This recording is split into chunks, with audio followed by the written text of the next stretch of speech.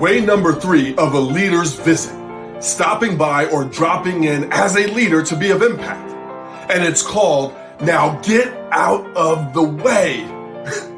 This may seem contradictory to everything that I've shared already in way 1 and way 2.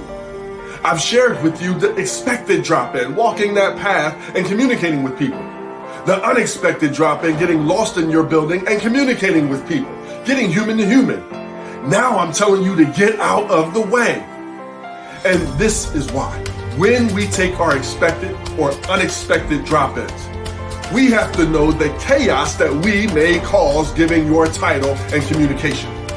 And the last thing that you want to do is that when you show up on the scene within your building to a different team, is that your direct reports go, oh my goodness, here he comes or here she comes, because production stops. The floor gets messy. The frontline employees and people, they may start to gather around. They may stop the work, and now there's a lull in work because you came and then don't know how to leave.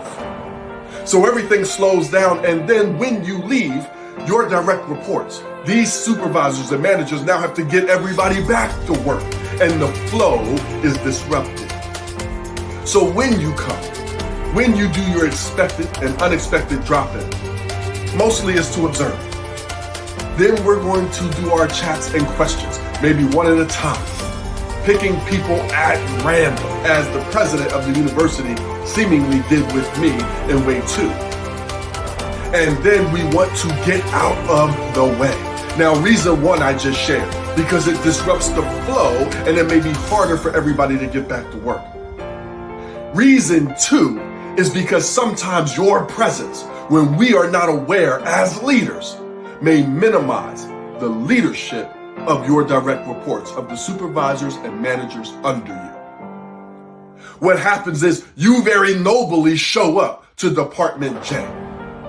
I did this as a mental health professional.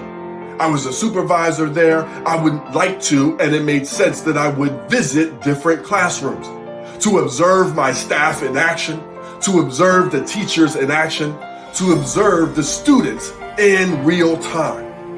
So I can either go there and cause chaos because I may be leading more with my ego, and then when I leave, it's hard for them to get everybody back settled down.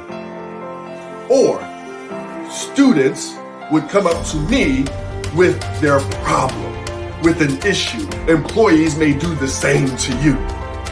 And when I go to solve the issue, when you go to solve it, you may be undermining the supervisors that are underneath you. Number 1, there has to be a chain of command. Just because you can doesn't mean you should. Just because you can fix or solve the issue doesn't mean you should. We may have no idea of what has been already put in place, discussed, the pattern that has been established, and you don't want to interrupt that. So when someone comes to you and says, hey, can you, we get to say, have you talked to your supervisor first? Talk with them.